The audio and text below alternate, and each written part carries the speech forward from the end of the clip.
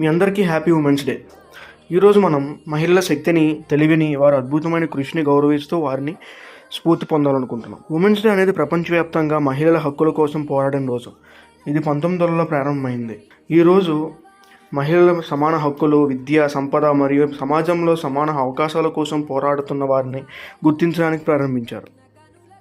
మన దేశంలో మరియు ప్రపంచంలో ఎన్నో గొప్ప మహిళలు ఉన్నారు. ఉదాహరణకు సావిత్రిబాయి ఫూలే, ఇందిరాగాంధీ, ఇలా చాలామంది. ఆడవాళ్ళు విజ్ఞాన రంగంలోనూ అద్భుతమైన వెలుగొందుతున్నారు. ఉదాహరణకి కీర్తిదేవి మరియు గగన్ అనేక పరిశోధనలలో భాగమయ్యారు. సినిమా రంగంలో కూడా మహిళల గొప్పతనాన్ని కనబరిచారు.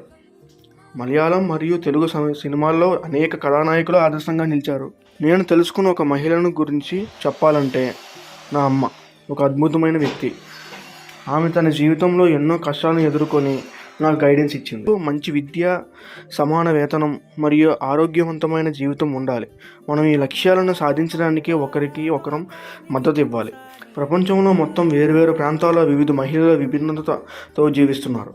వారి అభివృద్ధి మరియు సమాజంలో పాత్ర చర్చించడం చాలా ముఖ్యం. ఈరోజు మనం మహిళలను గౌరవిస్తూ వారి కృషిని ప్రశంసిస్తూ ప్రపంచాన్ని మరింత మంచి ప్రదేశంగా మార్చేందుకు కృషి చేద్దాం.